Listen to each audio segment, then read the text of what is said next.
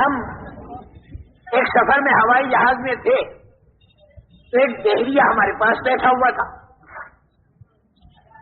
اس سے ہم نے تھوڑی سی بات کی, ذرا مانوس ہوا. یوں وہ تھا تو اپنے مشرک, لیکن بحریت کی طرف ضرور ہو گیا. وہ کہتا میں وید وغیرہ کو بھی نہیں مانتا. پھر اس نے مجھ سے یوں کہا مولوی صاحب ایک بات میں تم سے پوچھتا ہوں. میں نے کہا پوچھو. بولے کہ مولوی صاحب دنیا کے کروڑوں آدمی بلکہ ارباں ارب آدمی اللہ کو مانتے ہیں, مسلمان بھی, ہندو بھی, کرسچن بھی, یہودی بھی, نصارہ بھی. لیکن اس نے کہا مجھے حیرت یہ ہوتی ہے کہ کسی نے اللہ کو دیکھا تو ہے ہی نہیں, پھر یہ اللہ کو کیسے مانتے؟ جو چیز دکھائی نہیں دیتی اسے ہم کیسے مانتے؟ اس نے کہا مولوی صاحب معاف کرنا, میں نے بہت سے جوگیوں سے پوچھا لیکن میرے کو اطمینان نہیں دلا سکے, کیونکہ میرے ماں باپ اسی لائن کے تھے. میں نے ان سے پوچھا, کسی نے میرے کو اطمینان نہیں دلایا. تمہاری باتوں سے میرا اندازہ یہ ہو رہا ہے کہ شاید تم مجھے سمجھا سکو کہ جو اللہ دکھائی نہیں دیتا اس اللہ کو ہم کیسے مانیں. میں نے کہا دیکھو وہ ڈاکٹر بھی تھے, ٹوکیو سے کوئی ڈگری لے کر آ رہے تھے اور جا رہے تھے اپنے وطن. میں نے کہا دیکھو بغیر دیکھے دنیا کے کروڑوں آدمی کروڑوں چیزوں کو مانتے ہیں. بغیر دیکھے دنیا کے کروڑوں آدمی کروڑوں چیزوں کو مانتے ہیں. اور میں نے کہا ان ملکوں کے اندر بھی جہاں بالکل جہلیت پھیلی ہوئی ہے وہاں پر بھی کروڑوں انسان کروڑوں چیزوں کو بغیر دیکھے مانتے ہیں. پوچھیں گے مولوی صاحب کروڑوں کو تو رہنے تو تم 2-4 بتا دو ہمیں کہ جسے آدمی بغیر دیکھے مانتا. میں نے کہا ڈاکٹر صاحب ایک شرط ہے, بغیر دیکھے جو چیز مانی جاتی ہے وہ علامت اور نشانی سے مانی جاتی ہے, بغیر علامت اور نشانی کی نہیں مانی جاتی. یا تو چیز کو آدمی دیکھ کر مانتا ہے اور بغیر دیکھے کب مانے گا جب وہ چیز تو دکھائی نہ دے لیکن اس کی نشانی دکھائی دے. اور ذرا سوچ میں پڑا. میں نے کہا دیکھو زیادہ گھبراؤ مت ڈاکٹر صاحب, ابھی میں تمہیں بتاتا ہوں. میں نے کہا تمہاری عقل اور میری عقل دکھائی دیتی ہے؟ نہیں دکھائی دیتی. جتنے جہاز میں آدمی بیٹھے ان کی عقلیں آپ کو دکھائی دیتی ہیں. میں نے کسی ایک آدمی کی عقل زندگی میں آپ نے کبھی دیکھی یا نہیں دیکھی؟ میں نے کہا بتاؤ عقل کو مانتے ہو کہ نہیں مانتے؟ میں کہا مانتا ہوں. میں نے کہا ایسا اندازن نہیں مانتے بلکہ نشانی سے مانتے. آپ میرے کو عقل والا کہتے کیونکہ میرے اندر عقل کی نشانی ہے. اور وہ نشانی کیا کہ آدمی بہکی بہکی بات نہ کرے اور آدمی ڈھنگ کے کام کرے, اس کے اندر عقل ہے. اگر آدمی کی عقل کھوئی جاتی ہے تو پھر بہکی بہکی باتیں کرتا ہے, پتھر مارتا ہے, گالیاں دیتا ہے. یہ نشانی ہے عقل کے ہونے کی کہ میں بہکی بہکی آدمی بات نہیں کرتا. اس نشانی سے آپ نے عقل کو مانا, آپ نے دیکھ کر نہیں مانا. ہاں یہ بات تو ہے, دکھائی نہیں دیتی نہیں بغیر دیکھے مانا اور نشانی اور علامت سے مانا. میں نے کہا دوسری مثال, میں نے کہا آپ کے اندر بھی روح ہے, میرے اندر بھی روح ہے, جان ہے. میں نے کہا یہ جان اور روح آپ نے دیکھی کسی کی؟ آپریشن جب آپ کرتے ہو تو بھی اندر جان نہیں دکھائی دیتی لیکن ہے زندہ وہ. لیکن روح کو مانا بغیر دیکھے, نشانی سے مانا. اور وہ نشانی کیا ہے؟ آدمی کی آنکھ دیکھتی ہے, کان سنتے ہیں, زبان بولتی ہے, ہاتھ پکڑتے ہیں, پیر چلتے ہیں. یہ علامت ہے, نشانی. اس سے آپ نے جان لیا کہ یہ آدمی زندہ ہے. میں نے کہا سوتے سانپ پر چیونٹی نہیں آتی اور مرے سانپ پر آتی ہے. سوتے آدمی کو گدھ نہیں کھاتا, مرے آدمیوں کو گدھ کھاتا ہے. میں نے کہا روح کو ڈاکٹر صاحب آپ اور میں بھی مانتے ہیں اور چیونٹی اور گدھ بھی مانتے ہیں. میں نے کہا یہ اس لیے آپ حالانکہ دکھائی انہیں بھی دیتی نہیں لیکن علامت سے روح کو مانا گیا. اب وہ اور زیادہ ساؤٹا ہوا اور ہوائی جہاز میں سارا چاروں طرف کا جو مجمع تھا نا وہ متوجہ ہو گیا. اردو جتنے بھی جاننے والے سارے متوجہ ہو گئے. میں نے کہا 2 چیزیں میں نے بتائیں, ایک عقل ایک روح, بغیر دیکھے مانا لیکن نشانی. میں نے ایک تیسری چیز بھی لے لو. جنگل بیابان کے اندر اگر کوئی مکان بنا ہوا آپ نے دیکھا تو فوراً آپ کے ذہن میں یہ بات آئے گی کہ یہ مکان خود نہیں بنا بلکہ اس کا کوئی بنانے والا ہے. آپ نے اس بنانے والے کو دیکھا، ہم کا نہیں، تو بغیر دیکھے بنانے والے کو مانا، اس کا ہم مانا. لیکن آپ یہ نہیں بتا سکتے کہ وہ بنانے والا کالا ہے کہ گورا، لمبا ہے کہ ٹھیکنا، میں یہ نہیں بتا سکتے. لیکن اتنا تو آپ کو ماننا پڑے گا کہ اس مکان کا کوئی بنانے والا ہے. وہ کہا یہ بھی مانتا ہوں. میں نے یہ مکان نشانی ہے اس بات کی کہ اس کا کوئی بنانے والا ہے. 3 باتیں ہو گئی. میں چوتھی لے لو، میں آپ کو ڈاکٹر مانتا ہوں. آپ کو کالج میں جاتے ہوئے میں نے دیکھا نہیں، آپ کی وہ سرٹیفکیٹ میں نے دیکھی نہیں، لیکن پھر بھی میں آپ کو ڈاکٹر مانتا ہوں. کیوں؟ کہ آپ کے اندر نشانی ہے اس بات کی کہ آپ ڈاکٹر ہیں. بیماروں کو دیکھتے ہیں، دوا دیتے ہیں، طبیعت ٹھیک ہو جاتی ہے. اس سے معلوم ہوا کہ آپ ڈاکٹر ہیں، یہ نشانی ہے. ورنہ میں نے آپ کا سرٹیفکیٹ نہیں دیکھا، اس نشانی سے میں نے آپ کو بغیر دیکھے ڈاکٹر مانا. 4 باتیں میں نے ایک 5ویں بتاؤں گا، ایسے بات شکل نہیں بتانے کا. میں تو کروڑوں میں کب تک بتاتا ہوں. میں نے کہا 5ویں ایسی بتاتا ہوں کہ بے پڑھا آدمی بھی اسے مانتا ہے. وہ کیا؟ میں نے کہا جنگل بیابان میں کوئی اونٹ جا رہا، کوئی اونٹ گزر گیا. ایک دیہاتی نے اونٹ تو دیکھا نہیں جاتے ہوئے، لیکن اس کی بینگنی دیکھ لی اور اس کے چلنے کے نشانات دیکھ لیے. اونٹ نہیں دیکھا. تو میں نے کہا بغیر دیکھے اس نے اونٹ کو مانا کہ نہیں مانا؟ کہا مانا. میں اونٹ دیکھا تو نہیں، کبھی پھر کیسے مانا؟ کیونکہ مینگنی سے اور اس کے پیروں کے نشانات تھے. تو میں نے کہا بغیر دیکھے اونٹ کو ایک بے پڑھا آدمی مانتا ہے مینگنی کی نشانی سے. تو میں نے کہا ڈاکٹر صاحب تم پڑھے لکھے اور کروڑوں پڑھے لکھے، ان کو اتنا نہیں معلوم کہ اتنا بڑا آسمان، اتنی بڑی زمین، اتنا بڑا چاند، سورج، منی کے 2 گندے قطروں سے اتنے بڑے انسان کا بننا، چھوٹے سے بیج سے اتنے بڑے درخت کا بننا، پھر درخت کے اوپر پھلوں کا آنا، پھلوں کے اندر رس کا آنا، پھر اس کے اوپر کمر کا لگنا. میں نے کہا یہ ساری باتیں اس بات کی نشانی نہیں ہے کہ اس کا کوئی بنانے والا. مینگنی سے اونٹ تو سمجھ میں آ گیا اور آسمان زمین سے اس کا بنانے والا سمجھ میں نہیں آیا.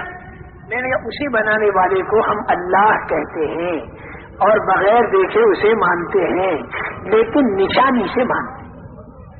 میرے محترم دوستوں اور بزرگوں، دنیا کے اندر زندگی بسر کرنے کے طریقے 2 ہیں. ایک طریقہ وہ ہے جو اللہ نے تجویز کر کے دیا، دوسرا طریقہ وہ ہے جو انسان خود تجویز کرے. انسان جو طریقہ خود تجویز کرے گا وہ صرف موجودہ زمانے کو سامنے رکھ کر تجویز کرے گا. موجودہ زمانے میں اسے جتنا نفع دکھائی دے گا اس کے باقی رکھنے کا فکر کرے گا، اور جتنا نقصان دکھائی دے گا اس کے دور کرنے کا فکر کرے گا. لیکن آئندہ جو زمانہ اس کے سامنے آتا جائے گا تو پھر اس کی رائے اور اس کی تدبیر اور اس کا طریقہ بدلتا چلا جائے گا. اس کے بعد پھر دوسرا زمانہ آئے گا تو پھر رائے اور طریقہ اس کا بدلتا چلا جائے گا، یہاں تک کہ آدمی کی موت آ جاوے. تو موت آنے کے بعد حالات ختم نہیں ہوتے بلکہ حالات کا انتظام کرنے کا کی جو طاقت تھی وہ ختم ہو جاتی. عام طور سے یہ سمجھا جاتا ہے کہ موت آئی تو حالات ختم ہو گئے، خوشحال آدمی کی خوشحالی ختم ہو گئی اور بدحال آدمی کی بدحالی ختم ہو گئی، جو بیمار تھا اس کی بیماری ختم ہو گئی، جو بھوکا پیاسا تھا بھوک پیاس اس کی ختم ہو گئی، جو خوب کھاتا پیتا تھا خوب کھانا پینا ختم ہو گیا، عزت والے کی عزت ختم ہو گئی، ذلت والے کی ذلت ختم ہو گئی. اس لیے جب موت آتی ہے تو آدمی کی لاش کو قبر کے اندر دفن کر دیتے ہیں، تھوڑے دنوں کے بعد میں وہ مٹی بن جاتا ہے، آگے کچھ دکھائی نہیں دیتا. تو عام ذہن پوری دنیا کا یہ ہے کہ مر گئے تو ختم ہو گئی بات، حالات سارے ختم ہو گئے، جتنے بھی حالات اچھے یا برے ہیں وہ موت تک ہیں. لیکن ایسا نہیں ہے.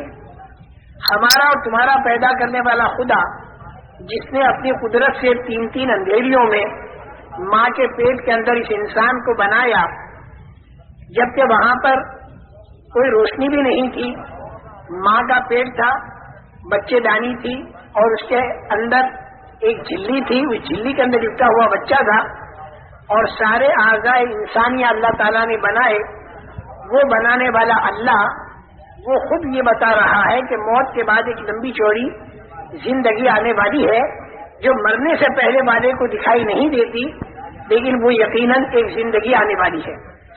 انسان کے اوپر 4 منزلیں آنے والی، 4 منزلیں ہیں۔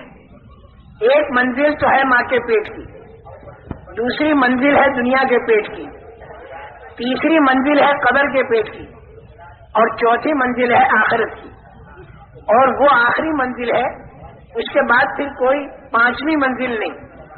آخرت میں جو مقام اس کے لیے راحت کا یا تکلیف کا طے ہو گیا تو وہ اسی مقام کے اندر رہے گا، اس کے بعد پھر کوئی 5ویں منزل اس کی نہیں ہے۔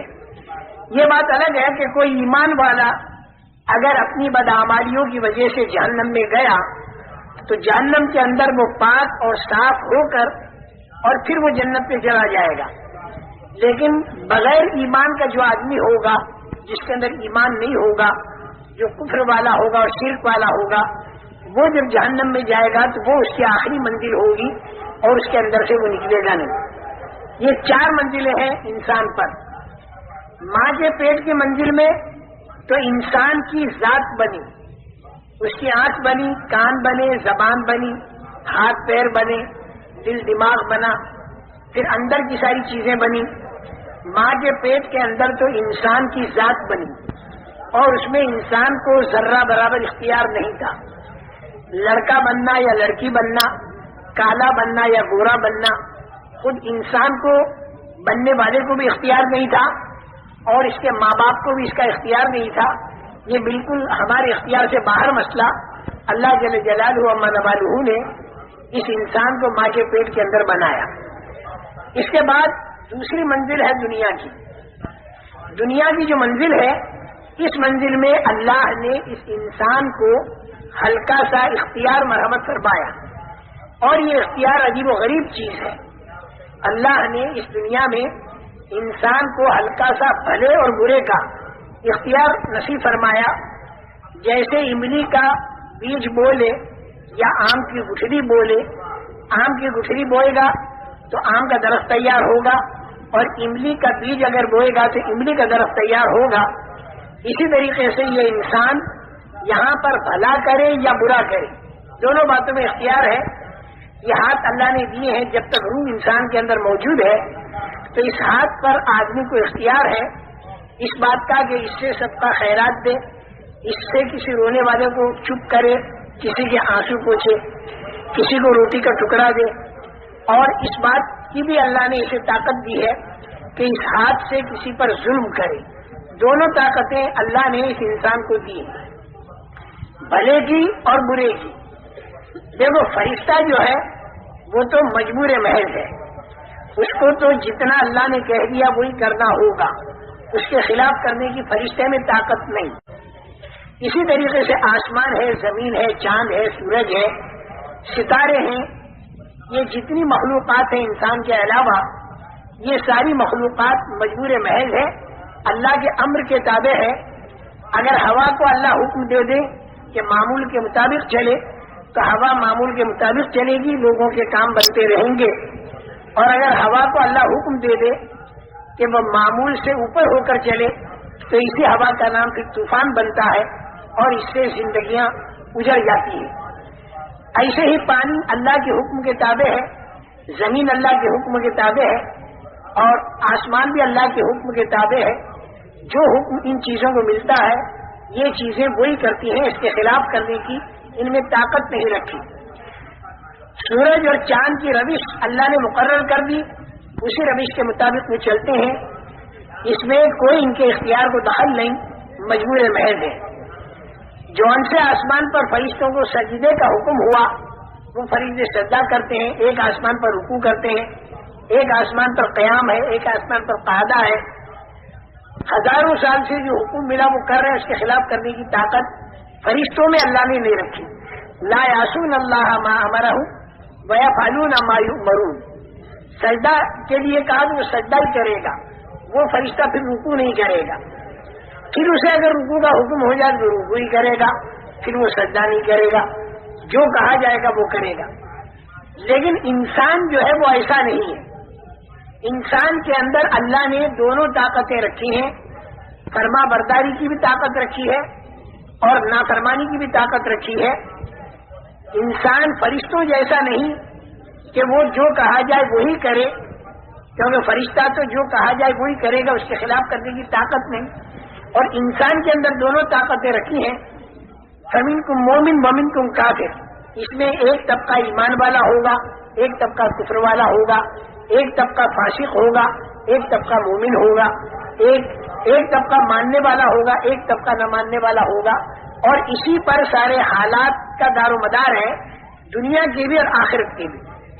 جتنے اس دنیا کے اندر حالات آتے ہیں وہ حالات کے لانے والے تو ہے اللہ۔ عزت اور ذلت، کامیابی اور ناکامی، اطمینان اور پریشانی، خوف اور امن، بیماری اور تندرستی، موت اور حیات، طبیعت کے موافق حالات یا طبیعت کے خلاف حالات جو اس دنیا کے اندر آتے ہیں، اس حالات کے لانے والے تو ہے اللہ۔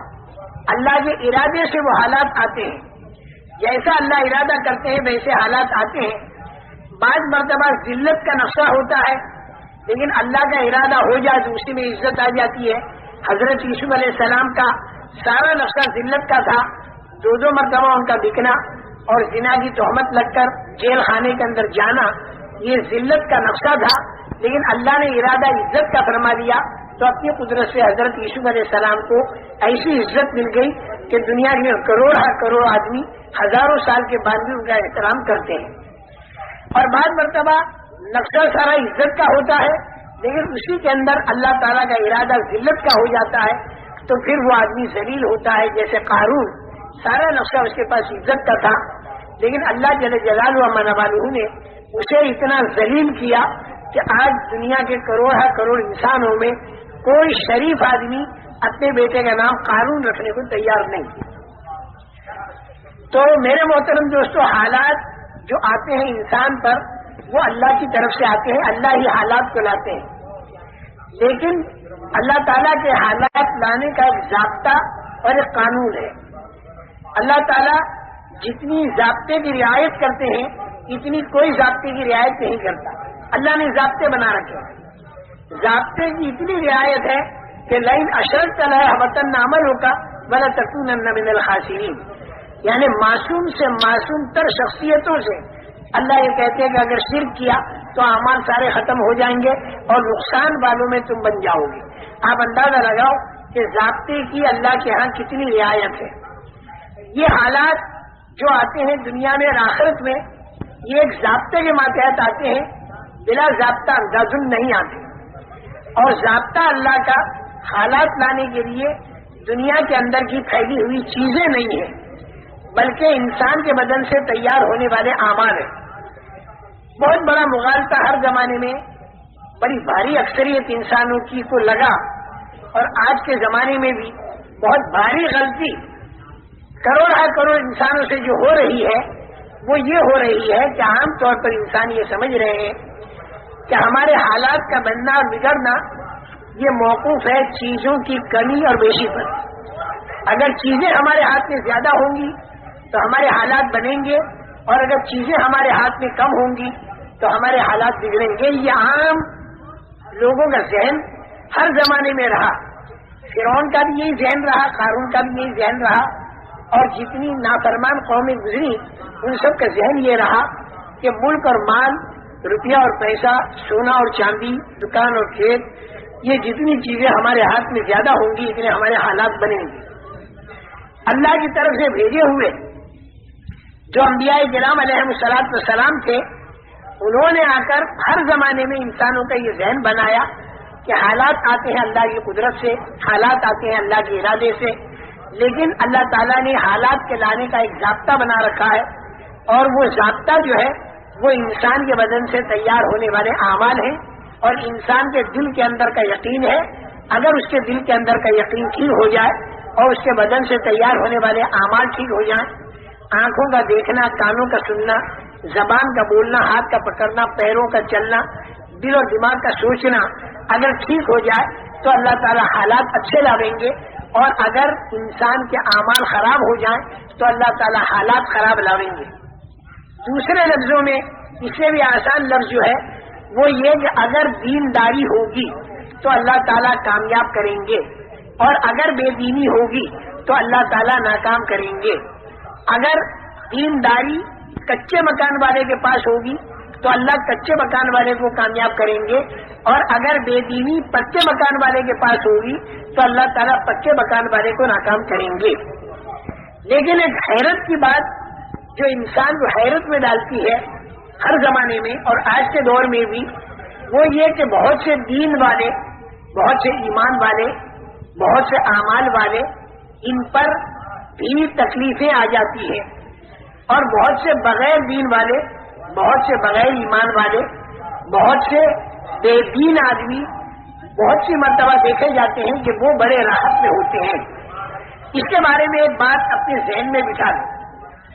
اصل کامیابی وہ ہے جو مل کر ختم نہ ہو، اور اصل ناکامی وہ ہے کہ جو آ کر ختم نہ ہو. ایک بات یہ ذہن میں بٹھا دو. عام طور سے آدمی دیکھتا ہے کہ بے دین آدمی رشوت بھی لیتا ہے، جھوٹ بولتا ہے، دھوکہ دیتا ہے، غبن کرتا ہے، خیانت کرتا ہے، پیسہ اس کے پاس بہت ہے، کھانا کپڑا مکان سواریاں بہت مزے کے اندر ہے، تو آدمی سمجھتا دیکھو بے دین ہے لیکن پھر بھی کامیاب ہے. لیکن اللہ تعالیٰ اس کو ناکام کہتے ہیں، کیونکہ یہ جو کامیابی دکھائی دی جا رہی ہے یہ کامیابی موت پر ختم ہو جائے گی، اور بعض مرتبہ موت سے پہلے ختم ہو جاتی ہے، اور موت کے بعد پھر جو ناکامی شروع ہوگی تو وہ ناکامی بڑی لمبی ناکامی ہوگی، بڑی لمبی. اگر آدمی حالت کفر یا شرک میں مرا تو پھر وہ ناکامی ایسی ہوگی جو کبھی ختم نہیں ہوگی، جس کو اللہ تعالیٰ خسران المبین کہتے ہیں. اور اگر وہ حالت ایمان میں مرا تو چاہے دنیا کے اندر اس نے کتنی تکلیفیں اٹھائی ہوں اور لوگ اسے ناکام کہہ رہے ہوں، لیکن اللہ اسے کامیاب بتائیں گے، کیونکہ اس کو بعض مرتبہ مرنے سے پہلے ایسی کامیابی مل جاتی ہے کہ جسے دنیا کے انسان بھی کہتے ہیں واقعی کامیابی ملی، اور بعض مرتبہ دنیا کے پہلے تو آدمی نہیں دیکھ پاتے، لیکن مرنے کے بعد سے جو کامیابی شروع ہوتی ہے تو وہ ایسی کامیابی ہوتی ہے جو کبھی ختم نہیں ہوتی. موت پر حالات ختم نہیں ہوتے بلکہ موت پر حالات بڑھ جاتے ہیں. اگر مرنے کے بعد اچھا حال آیا تو وہ اچھا حال بڑھ جائے گا، مرنے کے بعد اگر برا حال آیا تو وہ برا حال بھی بڑھ جائے گا. جیسے دنیا کے حالات ہیں ویسے نہیں رہیں گے. دنیا کا جیسا اچھا حال ہے، موت کے بعد اگر کسی کو اللہ نے اچھا حال دیا تو وہ دنیا جیسا اچھا حال نہیں ہوگا بلکہ وہ بڑا ہوا ہوگا. چھوٹے میں چھوٹی ادنا سے ادنا درجے کی جنت اگر اللہ نے کسی کو دے دی جو ایمان کے ذرے پر ملے گی تو وہ اتنی بڑی ہوگی کہ جس کے اندر جو پوری دنیا سے 10 گنا بڑی ہوگی، اور 70-72 اس میں ہوں گی بیویاں، اور 80,000 اس میں ہوں گے خدمت گزار، اور دودھ کی نہریں، پانی کی نہریں، شہد کی نہریں اور پاکیزہ شراب کی نہریں اس کے اندر چل رہی ہوں گی. سونے اور چاندی کی اینٹوں کے بنے ہوئے مکانات ہوں گے، ان کے جوڑنے کا گاڑا مشک کا ہوگا، اور جنت کی زمین کی مٹی زعفران کی ہوگی، اور پتھر اور کنکر ہیرے اور جواہرات کے ہوں گے، اور جو نعمت ملے گی وہاں پر کبھی چھینے گی نہیں. جنت میں جانے والا ہر آدمی جوان ہوگا، جوانی اس کی کبھی ختم نہیں ہوگی. مرد بھی اور عورتیں بھی 30-33 سال کی عمر کے ہو کر جنت میں جائیں گے، چاہے مرنے کے وقت میں عمر ان کی 90 سال کی ہوئی ہو، لیکن جنت میں جاتے ہوئے 30-33 سال کی عمر ہوگی. اور 50 کروڑ سال کے بعد اگر اس جنتی کو دیکھا جائے تو ویسا ہی جوان جاپان 30-33 سال کا ہوگا. جوانی ملی ختم نہیں ہوگی، اور زندگی ملی تو وہ بھی کبھی ختم نہیں ہوگی. موت کا وہاں پر ڈر نہیں، مکانات کے بوسیدہ ہونے کا ڈر نہیں، نہروں کے سوکھنے کا خطرہ نہیں. مرد ایک جگہ تکیہ لگائے بیٹھے ہوں گے مشہری پر، اور ان کی بیوی، اس مرد کی بیوی دوسرے کنارے پر تکیہ لگا کر بیٹھی ہوگی مشہری پر، اور سارا ایک عجیب و غریب منظر ہوگا. لا خوف علیہم ولا هم یحزنون. نہ تو آگے کا کوئی ڈر اور نہ پیچھے کا کوئی غم، نہ تو جوانی کے ختم ہونے کا غم، نہ زندگی کے ختم ہونے کا غم، کسی قسم کا کوئی ڈر بھی نہیں، کسی قسم کا کوئی غم بھی نہیں. تیز رفتار سواریاں، اگر دوسری جنتوں میں جانا ہوا اعلیٰ قسم کی، تو وہاں پر بھی جانے کی اجازت ملے گی، اور ہفتے میں ایک مرتبہ کم سے کم اللہ تعالیٰ کی زیارت اور دیدار، یہ ایک اتنی بڑی نعمت ہوگی کہ جنت کی ساری نعمتیں اس کے سامنے ماند ہوں گی۔ اللہ کو اگر اس دنیا میں کسی نے نہ پہچانا اور اللہ کی معرفت اگر کسی کو نہ ملی تو زندگی اس کی بیکار گئی۔ اللہ کی معرفت جس کو مل جاتی ہے اور ایمان والا جو آدمی بن جاتا ہے تو پھر اللہ تعالیٰ کی زیارت وہاں پر ہوتی ہے، اور یہ ساری جنت کی نعمتوں میں اعلیٰ قسم کی نعمت ہوتی ہے۔ اللہ تعالیٰ اس کی ہمت افزائی فرماتے ہیں، دلجوئی فرماتے ہیں، یہ فرماتے ہیں کہ تجھے اور کچھ چاہیے، تو وہ یہ کہتا ہے کہ اللہ ہر لائن کی نعمتیں تو نے ہمیں دے دی، اب ہم تجھ سے اور کیا مانگیں؟ تو اللہ تعالیٰ یہ فرمائیں گے کہ ایک نعمت میں تمہیں اور دیتا ہوں، وہ یہ کہ میں تم سے راضی ہو گیا، میں تم سے ناراض نہیں ہونے کا۔ کیونکہ اللہ کا ناراض ہونا بہت بڑی مصیبت اور اللہ کا راضی ہونا بہت بڑی نعمت۔ سورہ فاتحہ میں یہی دو دعائیں مانگی جاتی ہے کہ انعمت علیہم والے راستے پر ہمیں چلانا اور مغضوب علیہم والے راستے پر مت چلانا۔ انعمت علیہم والے راستے پر ہمیں چلانا، مغضوب علیہم والے راستے پر ہمیں مت چلانا۔ انعمت علیہم والا راستہ وہ ہے کہ جو اللہ کی رضامندی پر پورا ہوتا ہے، اور مغضوب علیہم والا راستہ وہ ہے جو اللہ کے غضب اور اللہ کی ناراضگی پر پورا ہوتا ہے۔ تو میں نے یہ عرض کیا میرے محترم دوستو کہ وہاں مرنے کے بعد جو اچھے حالات آئیں گے تو وہ بہت زیادہ اچھے ہوں گے، اور اگر خدا نخواستہ اگر برے حالات آئے تو وہ برے حالات بھی بہت ہی برے ہوں گے۔ جیسے دنیا کے ہیں ویسے نہیں۔ دنیا کے اندر کسی کو سزا ہوتی ہے اگر تو وہ 5.25 فٹ کے بدن کو ہوتی ہے، لیکن جہنم کے اندر اگر سزا ہوگی تو وہ بدن اتنا بڑا بنا دیا جائے گا کہ ایک دھاڑ احد کے پہاڑ کے برابر، اور کھال اتنی موٹی کہ 3 رات تک چلو تب جا کے اس کی کھال پوری ہو۔ اتنا بڑا بدن بنا کر سانپ اونٹ کے برابر اور بچھو خچر کے برابر ایک مرتبہ کاٹے تو 40 سال تک تکلیف باقی رہے۔ اللہ تعالیٰ حفاظت فرمائے۔ اور آدمی پریشان، چاروں طرف سے فرشتوں کا ہتھوڑوں سے مارنا، آگ کا جلانا، اندھیرے کا ستانا، اس آگ میں اندھیرا، اور سانپوں اور بچھوؤں کا کاٹنا، بھوک اور پیاس کا ستانا، اور آدمی پریشان حال، بھاگنا چاہے گا تو دروازے بند ملیں گے، بڑے بڑے فرشتوں کے پہرے ملیں گے، اور فرشتوں سے کہے گا کہ تم ہماری کچھ مدد کرو تو فرشتے مختلف لائن کے جواب دیں گے۔ فرشتے کہیں گے الم یاتکم نذیر، کیا تمہارے پاس کوئی سمجھانے والا نہیں آیا تھا، چونکانے والا نہیں آیا تھا دنیا کے اندر؟ قالوا بلا قد جاءنا نذیر فکذبنا وقلنا ما نزل اللہ من شیء ان انتم الا فی ضلال کبیر وقالوا لو كنا نسمع او نعقل ما كنا في اصحاب السعير فاعترفوا بذنبهم فسحقا لاصحاب السعير۔ وہ کہیں گے بے شک ہم کو سمجھانے والے آئے تھے، قد جاءنا نذیر، تو ہم نے ان کو جھوٹا سمجھا۔ ہم یہ سمجھے کہ جنت اور دوزخ یہ خیالی چیز ہے، کچھ بھی نہیں، دل بہلانے کی یا صرف دھمکانے کی ایک چیز ہے۔ ہم کو یہ نہیں معلوم تھا کہ یہ واقعہ ہوگا اور ایسا ہوگا۔ کاش کہ اس دن اگر ہم مان لیتے اور سن لیتے، سمجھ لیتے، تو آج ہم یہاں پر جہنم کے اندر نہ ہوتے، اپنے گناہوں کا وہ اعتراف اور اقرار کریں گے۔ لیکن یہ اعتراف اقرار کرنا وہاں ان کے کام نہیں آئے گا۔ بہت بڑا داروغہ ہو گئے فرشتہ، اس سے کہیں گے کہ تو اللہ سے یہ دعا کر، بنا دو یا مالک لیقضی علینا ربک قال انکم ماکثون۔ داروغے کا نام ہوگا مالک۔ اے مالک تو اللہ سے کہہ دے کہ ہم کو وہ ختم کر دے بالکل، تو وہ جواب دے گا کہ بالکل ایسا نہیں ہوگا، اب تمہیں یہیں پر رہنا ہوگا۔ الگ الگ جواب۔ شیطان سے کہیں گے تیری بات ہم نے مانی اور ہم یہاں پر آئے، تو ہمارا ساتھ دے۔ وہ کہے گا فلا تلومونی ولوموا انفسکم ما انا بمصرخکم وما انتم بمصرخی نہ تو میں تمہاری مدد کر سکتا ہوں، نہ تم میری مدد کر سکتے ہو. میں نے تمہیں غلط بات کہی، تم نے کیوں مانی؟ اللہ تم سے صحیح کہہ رہا تو اس کی کیوں نہیں مانی؟ یہ شیطان کا جواب ہوگا. چاروں طرف سے مایوس ہو گئے.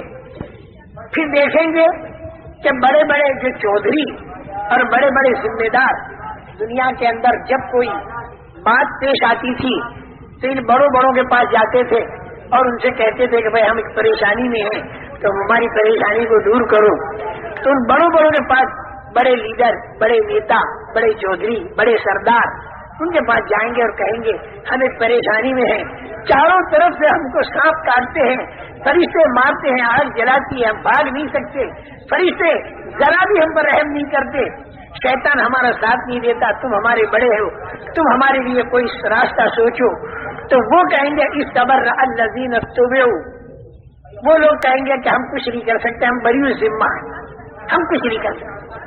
تو اب یہ چھوٹے سب یوں کہیں گے کہ اب کی مرتبہ اگر اللہ نے ہم کو دنیا میں بھیجا تو اب ہم تمہاری پارٹی میں نہیں ہوں گے، اس لیے کہ تم نے ہم کو غلط راستہ بتایا. اور پھر وہ بددعائیں کریں گے، ربنا انا اطعنا سادتنا وکبراءنا فاضلونا السبیل ربنا آتهم ضعفین من العذاب ولعنهم لعنا کبیرا. اے اللہ ہم نے اپنے سرداروں کی مانی اور ہم نے اپنی چودھریوں کی مانی، لیکن اس نے ہم کو تیرے راستے سے ہٹا دیا. اے اللہ تو ان کے اوپر دگنا عذاب ڈال دے اور اے اللہ تو ان کے اوپر اپنی لعنت کو برسا. میرے محترم دوستو، ایک بہت بڑا منظر کل قیامت کا آنے والا ہے اور اس میں کھرے اور کھوٹے کا فیصلہ ہوگا. یہ خبر انبیاء کرام علیہ السلام نے اللہ کے پاس سے لا کر ہمیں دی. اس کی تیاری کرنے کا زمانہ اس دنیا کا زمانہ ہے. مرنے کے بعد پھر کوئی تیاری آدمی نہیں کر سکتا. جب آدمی قبر کے اندر چلا گیا تو حالات تو بڑھ گئے، چاہے اچھے ہوں چاہے برے ہوں، لیکن انتظام کی طاقت ختم ہو گئی. موت کے معنی کیا ہے؟ انسان کے انتظام کی طاقت کا ختم ہو جانا. دنیا کے اندر اگر خدا نہ خواستہ یہاں سانپ آ جائے تو آدمی ڈنڈے سے مارے گا یا کم سے کم بھاگ جائے گا، آگ لگ جائے پانی سے بجھائے گا. اگر روشنی بند ہو جائے تو آدمی ٹارچ وغیرہ جلائے گا. آدمی کو بھوک لگے جا کر کھانا کھائے گا. آدمی کو پیاس لگے ڈول رسی سے پانی کھینچ کر اور پی لے گا. یہاں آدمی کے اوپر اگر کوئی حال آ دے تو اس کے پاس قوت انتظام ہے. اور موت کے کیا معنی؟ موت کے یہ معنی کہ آدمی کے اندر سے قوت انتظام ختم. قبر کے اندر سانپ تو آیا، ہٹانے کی طاقت ختم. اندھیرا آیا، اجالا لانے کی طاقت ختم. پٹائی ہو رہی، اس سے بچنے کی طاقت ختم. اگر 5-10 ڈنڈے رکھ بھی دیں رشتے دار تو دنیا کے ڈنڈوں سے قبر کے سانپ نہیں مرتے، اور دنیا کے پانی سے قبر کی آگ نہیں بجھتی، اور دنیا کی ٹارچ سے قبر کا اندھیرا دور نہیں ہوتا، اور دنیا کی چیزوں سے قبر کے اندر سہولت نہیں ملتی. وہاں آدمی جب دیکھے گا کوئی راستہ نہیں تو پھر وہ اللہ سے یوں کہے گا کہ اے میرے اللہ میرے کو تو واپس لوٹا دے. اتنا تو وہ بھی جانے گا کہ قبر میں کچھ کر نہیں سکتا، یہاں پر میں نماز نہیں پڑھ سکتا اور یہاں پر میں روزہ نہیں رکھ سکتا، تسبیح اور تلاوت نہیں کر سکتا. اے اللہ تو میرے کو دنیا میں واپس بھیج دے. کتنی بڑی دولت یہ دنیا کی زندگی تھی جو میرے ہاتھ سے نکل گئی. اب میرے کو معلوم ہوا کہ دنیا میں اگر ایک مرتبہ سبحان اللہ کہتا تو جنت میں میرے لیے ایک درخت بنتا، الحمدللہ کہتا تو درخت بنتا. دنیا میں میں صدقہ خیرات کرتا تو اس کا میرے کو بدلہ ملتا.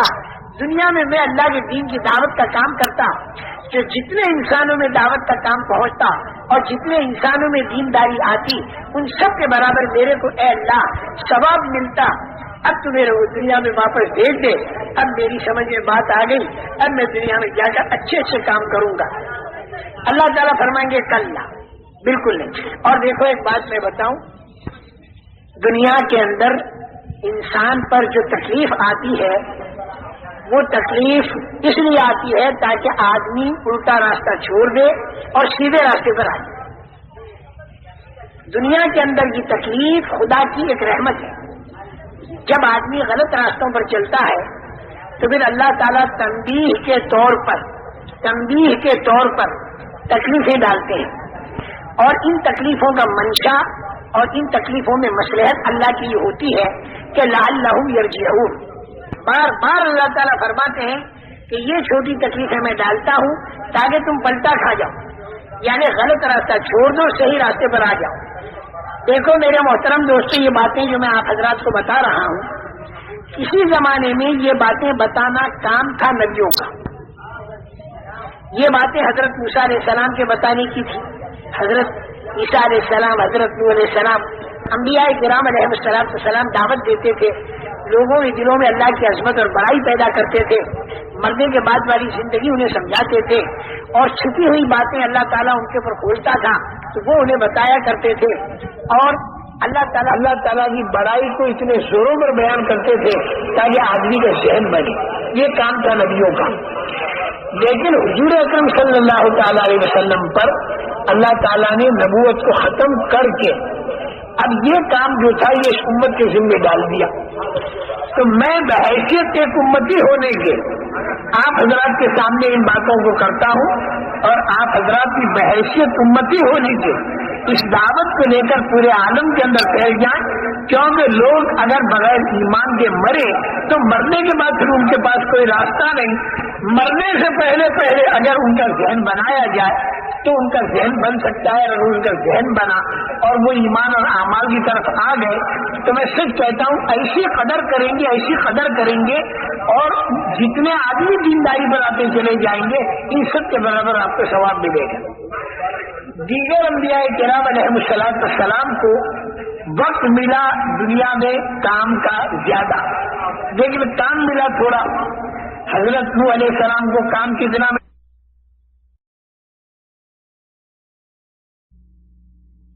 بحیثیت ایک امتی ہونے کے آپ حضرات کے سامنے ان باتوں کو کرتا ہوں، اور آپ حضرات کی بحیثیت امتی ہونے کے اس دعوت کو لے کر پورے عالم کے اندر پھیل جائیں، کیونکہ لوگ اگر بغیر ایمان کے مرے تو مرنے کے بعد پھر ان کے پاس کوئی راستہ نہیں.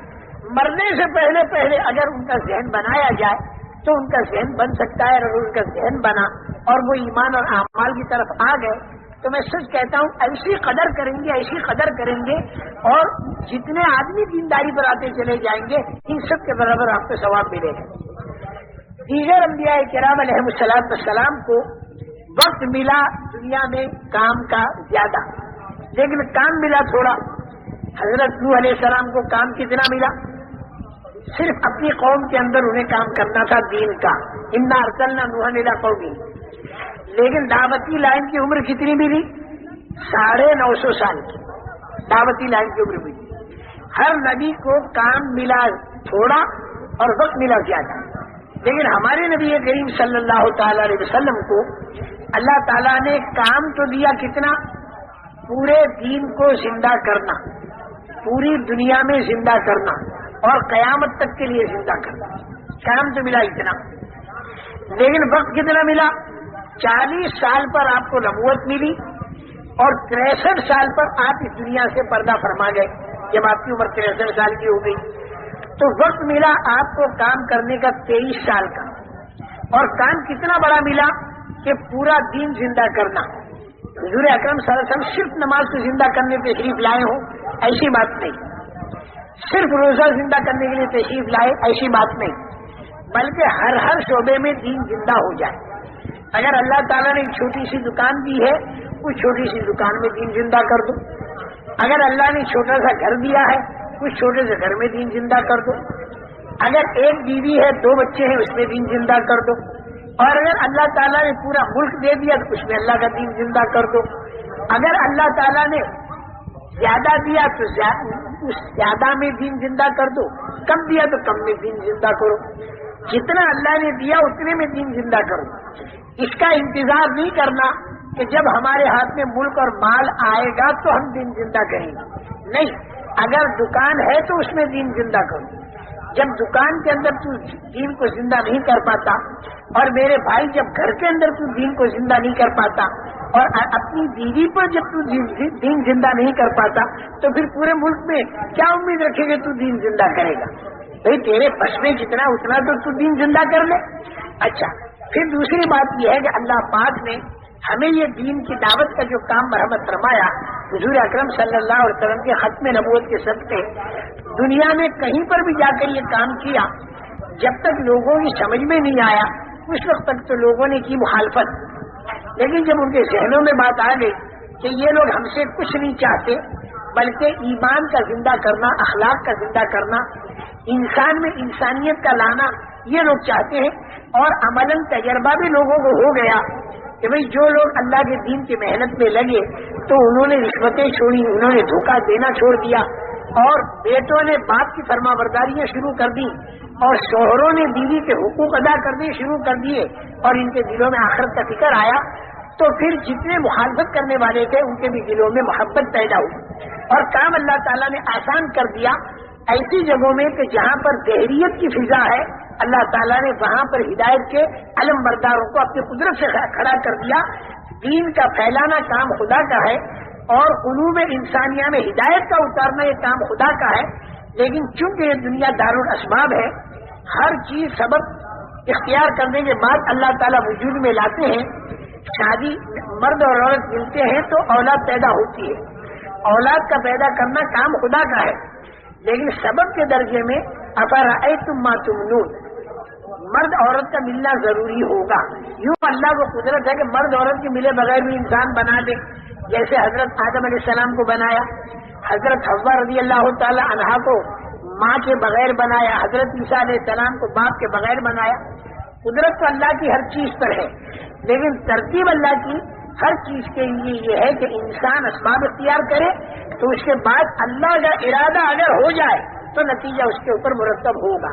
اسی طریقے سے پورے عالم کے بسنے والے انسانوں کے دل تو ہیں خدا کے قبضے میں، اور اللہ کے ایک اشارے پر اور اللہ کے ایک ارادے پر سب کے قلوب میں ہدایت آ سکتی ہے، لیکن چونکہ اللہ نے اس دنیا کو دارالاسباب بنایا، اس بنا پر جیسے انبیاء کرام علیہ السلام نے جانی ماری قربانیوں کے ساتھ دعوت کی لائن کی ایک محنت کی، ایسی دعوت کی لائن کی محنت جب یہ امت کرنا شروع کر دے گی تو پھر اللہ تعالیٰ قلوب انسانیہ کو اپنی طرف پلٹا کھلائیں گے۔ اس کا تجربہ صحابہ کے دور میں بھی ہوا اور آج کے دور میں بھی ہوا، جہاں جہاں صحیح اصولوں کے ساتھ جانی اور مالی قربانیوں کے ساتھ نقل و حرکت ہوئی تو وہاں کے رہنے والے انسانوں کے قلوب کو اللہ نے پلٹا کھلایا، اور ایک عمومی فضا دین کی بنی، ماحول دین کا بنا۔ لیکن میرے محترم دوستو، جب آدمی عناد کی وجہ سے یا ضدی پنے کی وجہ سے یا حد دھرمی کی وجہ سے اگر حد دھرمی پر آ جائے، عناد پر آ جائے، ضد پر آ جائے، تو کتنا ہی دینی ماحول بنے اسے ہدایت نہیں ملتی۔ جیسے فرعون سمجھ تو ساری بات گیا لیکن اسے ہدایت نہیں ملی، جادوگروں کو مل گئی جو جادوگر فرعون کی حمایت میں آئے تھے۔ یہ مطلب نہیں کہ فرعون سمجھا نہیں، لیکن اس کے اندر ضدی بنا تھا، وجحدوا بها واستيقنتها انفسهم ظلما وعلوا۔ جب چاروں طرف دعوت کے ذریعے ماحول ایمان کا بنے گا تو سلیم الفطرت قسم کے جو انسان ہوں گے، جن میں حق دھرمی اور ضدی پنا نہیں ہوگا اور جن میں عنادی پنا نہیں ہوگا، اللہ تعالیٰ ان کے قلوب کو ایمان کی طرف پلٹا کھلا دیتے ہیں۔ البتہ ضدی پنے والا اور عناد والا اور عصبیت والا آدمی محروم رہتا ہے جب تک وہ عناد پر رہے۔ ابو جہل بھی بات پوری سمجھ چکا تھا رسول پاک صلی اللہ علیہ وسلم کی، اس کے تنہائیوں کے جملے جب ابو سفیان نے تنہائی میں جا کر ابو جہل سے پوچھا تو اس نے کہہ دیا، صاف بات کہی کہ ہمارے خاندان میں اور حضور اکرم صلی اللہ علیہ وسلم کے خاندان میں آپس میں جب کلش سالہ سال سے چل رہی ہے، انہوں نے حاجیوں کو پانی پلانا شروع کیا تو ہمارے خاندان نے بھی حاجیوں کو پانی پلانا شروع کیا، آگے نہیں بڑھنے دیا۔ انہوں نے حجاج کو کھانا کھلانا شروع کیا، ہمارے خاندان نے بھی کھانا کھلانا شروع کر دیا، آگے نہیں بڑھنے دیا۔ لیکن اب ہمارے اوپر ایک بات ایسی آ گئی کہ ان کے خاندان میں ایک آدمی نے نبوت کا دعویٰ کیا اور وہ حضرت محمد صلی اللہ علیہ وسلم ہے، اور دعویٰ کر کے اس کی دلیل بھی لے آئے۔ اب یہاں ہم بے کس اور بے بس ہیں، ہم کسی آدمی کو نبوت کا دعویٰ کرا نہیں سکتے۔ حضور اکرم صلی اللہ علیہ وسلم نے نبوت کا دعویٰ کیا، انہوں نے دلیل مانگی، انہوں نے کہا کہ یہ قرآن پاک جو تم لاتے ہو ہمارے سامنے، یہ تم خود گھر کے لاتے ہو، خدا کا کلام نہیں۔ تو حضور پاک صلی اللہ علیہ وسلم نے فرمایا کہ بہت آسان ترکیب میں تمہیں بتاتا ہوں میری نبوت کے فیل کرنے کی، وہ یہ ہے کہ بھائی تم جیسا قرآن میں بنا رہا ہوں اے پڑھا، تو تم سارے بڑے لکھے جمع ہو کر ایسا قرآن بنا دو۔ نہیں کر سکے، فرمایا چلو 10 صورتیں بنا لو۔ نہیں کر سکے تو فرمایا چلو تم ایک صورت بنا لو۔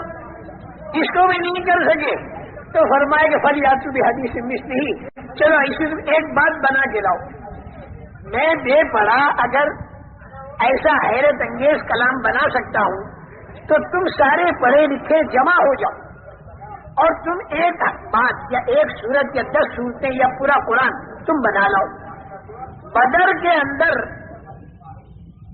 ابو جہل اور عتبہ اور شیبہ اور ولید یہ سارے کے سارے گلا کٹوانے کو تیار ہیں، لیکن قرآن پاک جیسی ایک صورت بنانے کو تیار نہیں۔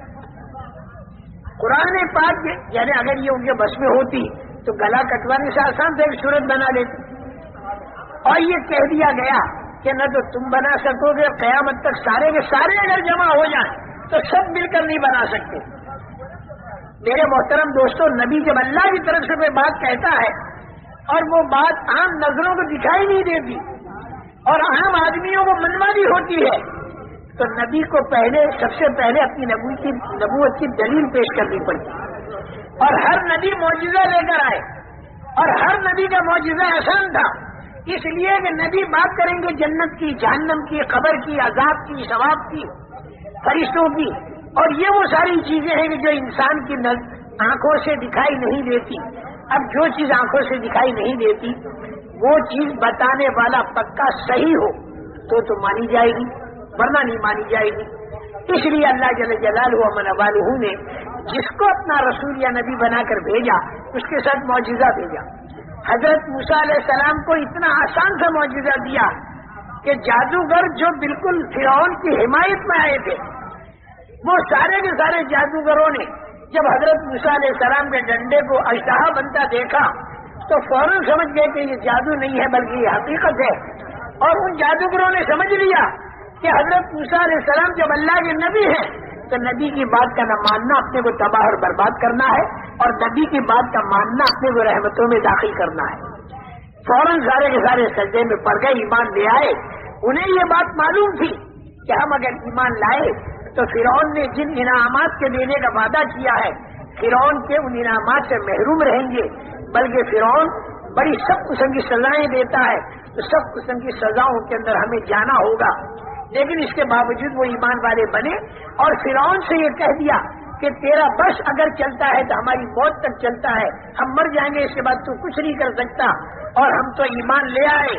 آمنا برب العالمین رب موسیٰ و ہارون، حضرت موسیٰ حضرت ہارون کے رب پر ایمان لے آئے۔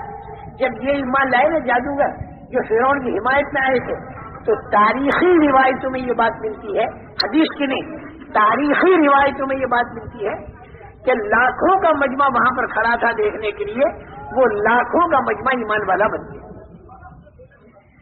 اور فرعون کی بیگم جو محل سرائے میں تھی وہ وہاں پہ ایمان والی بنی، اور فرعون کے دربار کا ایک درباری وہ بھی ایمان والا بنا، اس نے اپنے ایمان کو چھپا رکھا۔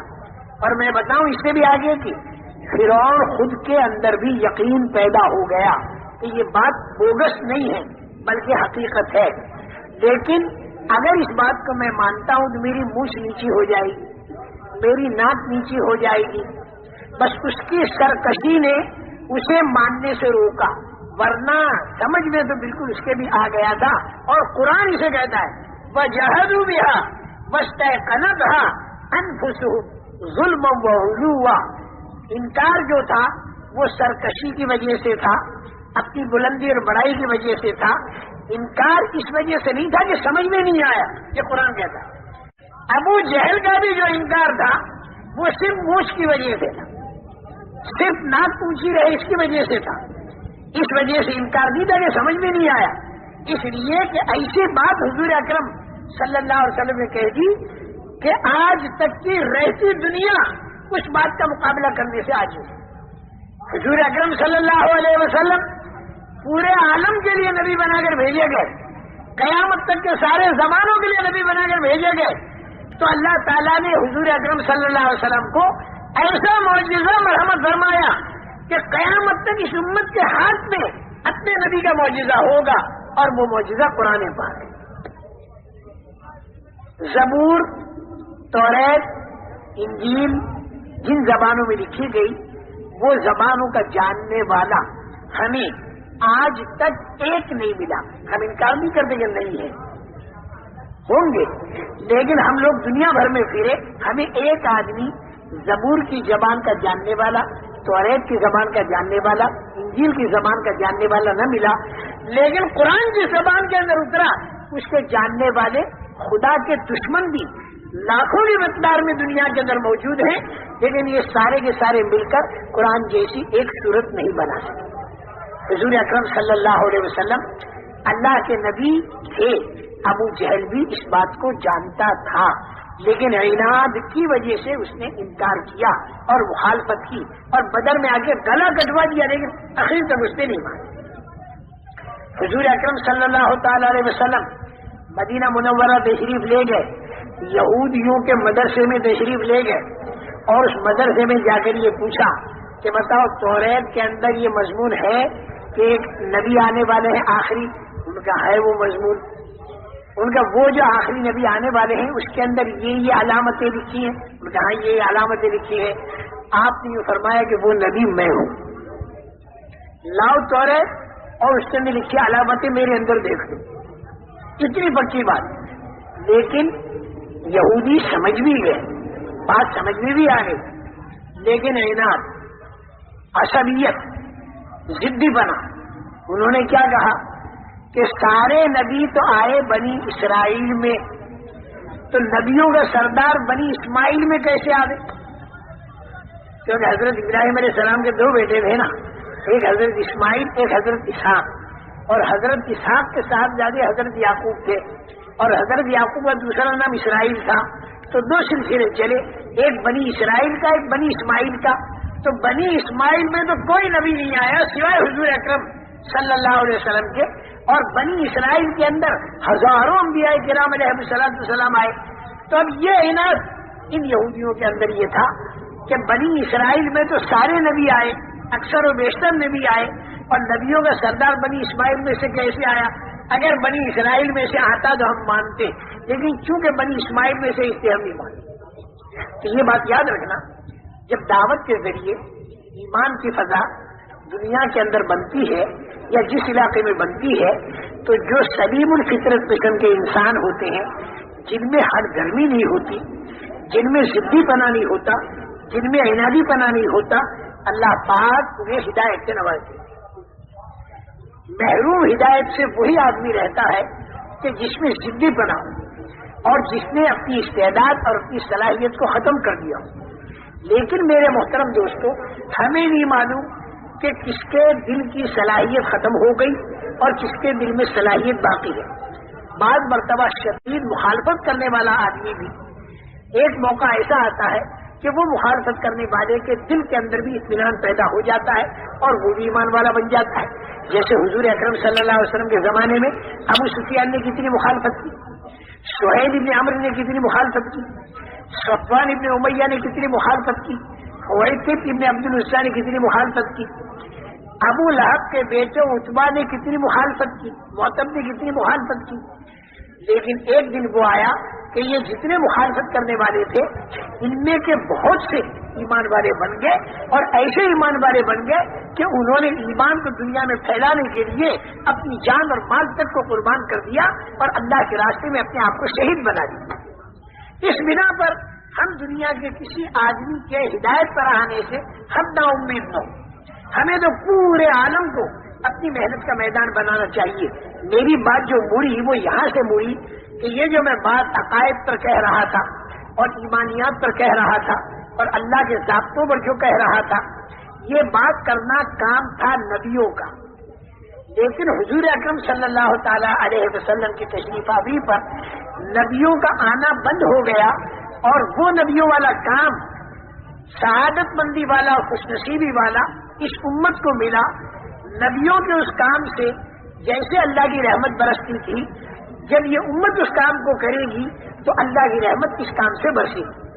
اور پورے عالم کے بسنے والے انسانوں کے اندر سے بے دینی ختم ہو کر دینداری آئے گی، اور جب دینداری آئے گی تو یہ جتنی فضائیں پریشانیوں کی دنیا کے اندر بنی ہوئی ہیں، یہ تو اپنی آنکھوں سے تم دیکھو گے کہ اللہ اس طریقے سے انفرادی اور اجتماعی پریشانیوں کو دور کرنے پر قادر ہیں کہ جیسے ناک بند ہو ایک آدمی کا اور چونا اور نوسادر کو رگڑ کر آدمی ناک کے پاس لاوے اور اس کا ناک کیسا کھلتا چلا جاتا ہے اور دماغ کیسا کھلتا چلا جاتا ہے، اس طریقے سے اللہ تعالیٰ ان پریشانیوں کے عالم کو دور کرے گا، اور آئندہ جو مرنے کے بعد والی پریشانیاں جو اس سے بھی زیادہ خطرناک قسم کی جو پریشانیاں ہیں جس کی طرف آدمی کا دھیان نہیں جاتا، اور آدمی مرنے کے بعد والی زندگی کو ایک سرسری سمجھتا ہے، سرسری اس لیے سمجھتا ہے کہ اس کو آنکھوں سے دکھائی نہیں دیتی، اس کو آنکھوں سے دکھائی نہیں دیتی۔ بہت سے آدمی تو بیچارے اسی کے اندر ڈوب رہے۔ وَمِنْ آيَاتِهِ خَلْقُ السَّمَاوَاتِ وَالْأَرْضِ وَاخْتِلَافُ أَلْسِنَتِكُمْ وَأَلْوَانِكُمْ إِنَّ فِي ذَلِكَ لَآيَاتٍ لِلْعَالِمِينَ وَمِنْ آيَاتِهِ مَنَامُكُمْ بِاللَّيْلِ وَالنَّهَارِ وَابْتِغَاؤُكُمْ مِنْ فَضْلِهِ إِنَّ فِي ذَلِكَ لَآيَاتٍ لِقَوْمٍ يَسْمَعُونَ۔ اللہ تعالیٰ کی نشانیوں میں سے زمین اور آسمان ہے، کیسا بغیر کھمبے کے بنا ہوا ہے، ہزاروں سال ہو گئے لیکن اس میں کوئی درار نہیں پڑی، ہزاروں سال ہو گئے زمین کو لیکن اپنے نظام کے ساتھ ہے۔ وَمِنْ آيَاتِهِ خَلْقُ السَّمَاوَاتِ وَالْأَرْضِ وَاخْتِلَافُ أَلْسِنَتِكُمْ وَأَلْوَانِكُمْ، تمہارے لہجوں کا الگ الگ ہونا، تمہاری آوازوں کا الگ الگ ہونا اور تمہاری صورتوں کا الگ الگ ہونا، یہ نشانی ہے اللہ کے لیے۔ اللہ کی صفت خلق کو آپ دیکھیے، جتنے انسان اللہ نے بنائے اتنے آوازیں اللہ نے بنائی اور اتنی صورتیں اللہ نے بنائی۔ اللہ کے خزانے کے اندر صورتیں بے حساب ہیں اور اللہ کے خزانے کے اندر آوازیں بے حساب ہیں۔ آدم علیہ السلام کے زمانے سے لے کر آج تک جتنے انسان بنائے اتنی اللہ تعالیٰ نے آوازیں بنائی، اور آئندہ جتنے انسان اللہ بنائیں گے اتنی ہی آوازیں بنائیں گے۔ تو خدا کے خزانے میں آوازیں کتنی بے حساب، اور خدا کے خزانے میں صورتیں کتنی بے حساب۔ حالانکہ ہر ایک کو وہی دو آنکھیں، وہی ناک کے دو نخرے، وہی دو کان، وہی دو گال، وہی ایک جھوڑی، وہی دو ہونٹ، یعنی فرق نہیں کیا کہ ایک باپ کے 10 بیٹے پہچاننے کے لیے کسی کو 3 آنکھیں دے دی، کسی کو 5 کان دے دی، ایسا نہیں کیا خدا نے، سب کو بالکل برابر برابر دیا۔ لیکن صورت جو ہے دیکھیں جتنے آپ بیٹھے ہو لاکھوں کی مقدار میں، لیکن ہر آدمی کی صورت الگ ہے، ہر آدمی کی صورت۔ اللہ کے خزانے میں صورتیں بے حساب، اللہ کے خزانے میں آوازیں بے حساب، اللہ کے خزانے میں ہر چیز بے حساب ہے۔ دنیا چھوٹا برتن، یہاں اللہ تھوڑا تھوڑا ڈالتے ہیں، اور آخرت بڑا برتن، وہاں پر اللہ زیادہ زیادہ ڈالتے ہیں۔ لیکن خزانے میں ان کے بے حساب۔ تربوز کا ایک بیج لے لو، اس بیج کے اندر اگر کوئی یوں کہے کہ کروڑوں تربوز ہے تو یہ بھی اس نے بات پوری نہیں کہی۔ اگر کوئی یہ کہے کہ ایک بیج میں بے حساب تربوز بھرے ہوئے ہیں، یہ بات ٹھیک۔ ایک تربوز آپ نے بیج کے زمین کے اندر ڈالا، تربوز کا بیج آپ نے زمین میں ڈالا، اس کو پانی پلایا، تربوز کی بیل نکلی، 4 مہینے میں اتنے بڑے بڑے 10 تربوز تیار ہو گئے۔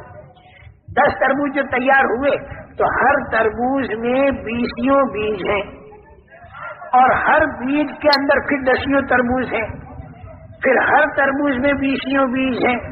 لیکن اللہ پاک نے ایسا انتظام کیا کہ وہ سارے تربوز ایک ساتھ میں تیار نہیں ہو جاتے، ورنہ اللہ تو اس پر قدرت رکھتا ہے کہ جو دھیمے دھیمے دے رہا وہ سارے تربوز ایک ساتھ میں جمع کر دے۔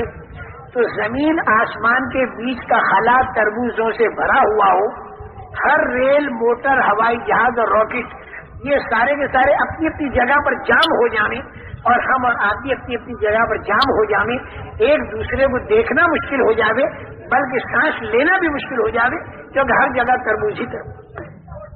لیکن اللہ، اور پھر زمین سے آسمان تک جتنے تربوز بھرے ہیں نا، ان میں بھی ہر تربوز کے اندر 20 بیج اور پھر ہر بیج میں 10 تربوز اس کی جگہ بھی۔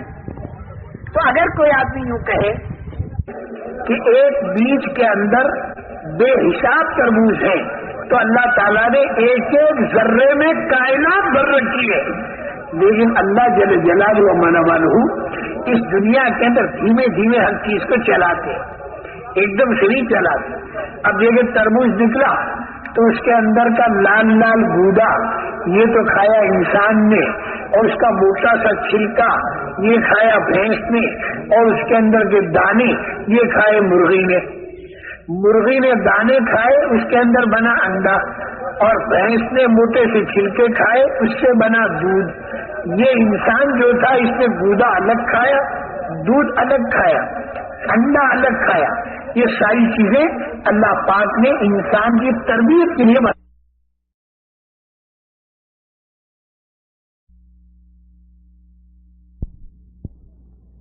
فی سبیل اللہ استاقلتم الی الارض ارضیتم بالحیات الدنیا من الآخرہ فما متاع الحیات الدنیا فی الآخرۃ الا قلیل الا تنفروا يعذبكم عذابا أليما ويستبدل قوما غيركم ولا تضروه شيئا والله على كل شيء قدير۔ اے ایمان والو، تم کو کیا ہو گیا؟ جب تم سے کہتے ہیں نکلو اللہ کے راستے میں تو تم زمینوں پر بوجھل بن کے بیٹھ جاتے ہو۔ کیا تم دنیا کی زندگی پر راضی ہو گئے؟ تم آخرت کو چھوڑ کر تم دنیا کی زندگی پر راضی ہو گئے؟ دنیا کی زندگی آخرت کے مقابلے میں کوئی حیثیت نہیں رکھتی، اور اگلی آیت میں اس سے زیادہ ہے الا تنفروا، اگر تم نہیں نکلے يعذبكم عذابا أليما، اللہ تمہیں دردناک عذاب دے گا، ويستبدل قوما غيركم، اور اللہ تمہاری جگہ دوسروں کو بدل کے لے آئے گا، ولا تضروه شيئا، اللہ کا تم کچھ بگاڑ نہیں سکو گے، واللہ علی کل شیء قدیر، اللہ ہر چیز پر قدرت رکھتا ہے۔ جب یہ آیتیں اتری تو صحابہ کرام رضوان اللہ علیہم اجمعین اپنی کاروبار کی سیزن کو چھوڑا اور اللہ کے راستے میں نکل گئے، اس لیے کہ ان کے ذہن میں یہ تھا کہ میاں پالنے والے اللہ ہیں، جب اس کا حکم ملے گا لگنے کو تو ہم کاروبار میں لگیں گے، اور جب اس کا حکم ملے گا چھوڑنے کو تو ہم کاروبار کو چھوڑیں گے۔ جمعے کی نماز کے وقت میں اللہ تعالیٰ یہ فرماتے ہیں وَذَرُوا الْبَيْعَ، کاروبار چھوڑ دو، ہم چھوڑ دیں گے۔ اب چلے گئے نماز میں، فَسَوْا إِلَىٰ ذِكْرِ اللَّهِ، اللہ کے عبادت کی طرف دوڑو، بھی دوڑے۔ اچھا جب نماز پڑھ لی، فَإِذَا قُضِيَتِ الصَّلَاةُ فَانتَشِرُوا فِي الْأَرْضِ، نماز پوری ہو گئی، چلو زمین پر پھیل جاؤ، وَابْتَغُوا مِن فَضْلِ اللَّهِ، اللہ کی روزی تلاش کرو۔ نماز پڑھنے کے وقت میں ہم سے کہہ دیا چھوڑ دو، چھوڑ دیا۔ نماز پڑھ چکے تو اللہ نے کہا چلو پھیل جاؤ، پھر روزی تلاش کرو، تو روزی تلاش کرنے چلے گئے، لیکن اس روزی کی تلاش کرنے میں اللہ تعالیٰ نے ایک شرط اور لگا دی، وہ کیا؟ وَاذْكُرُوا اللَّهَ ذِكْرًا كَثِيرًا لَعَلَّكُمْ تُفْلِحُونَ، دیکھنا اللہ کو بہت یاد کرنا، کامیابی تو ملے گی تمہیں، لیکن کامیابی کب ملے گی؟ جب اللہ کو بہت یاد کرو گے۔ اور اللہ کو بہت یاد کرنے کا کیا مطلب ہے؟ یعنی کاروبار میں اللہ کے حکموں کا خیال رکھنا، ایسا نہ ہو کہ آدمی یہاں سے نماز پوری کر کے کاروبار میں گیا اور وہاں حرام طریقے سے کاروبار چلانا شروع کیا، تو اب اس کاروبار کے اندر یہ آدمی کامیاب نہیں ہوگا۔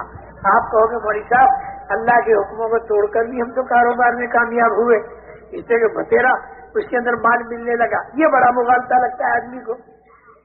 باوجود نافرمانیوں کے اگر اللہ ساز و سامان دے تو آدمی یوں سمجھتا ہے کہ اللہ نے بڑی برکت دے دی، ایسا نہیں ہوتا بھائی۔ باوجود نافرمانیوں کے اگر ساز و سامان ملے تو وہ برکت نہیں ہے۔ یاد رکھنا ساز و سامان کا زیادہ ملنا برکت نہیں، اور نافرمانی کے ساتھ کبھی برکت ہو نہیں سکتی، ورنہ تو قارون کے مال میں آپ برکت ہی برکت کہو گے، قارون کے مال میں آپ برکت ہی برکت کہو گے، نہیں۔ نافرمانی کے ساتھ کبھی برکت نہیں ہوتی. برکت تو فرما برداری کے ساتھ ہوتی ہے. فرما بردار کو اگر اللہ تعالیٰ ساز و سامان دے دے تو وہ سلیمانی اور داؤدی لائن چلی, اور نافرمان کو اگر ساز و سامان اللہ دے دے تو وہ قارونی اور فرعونی لائن چلی.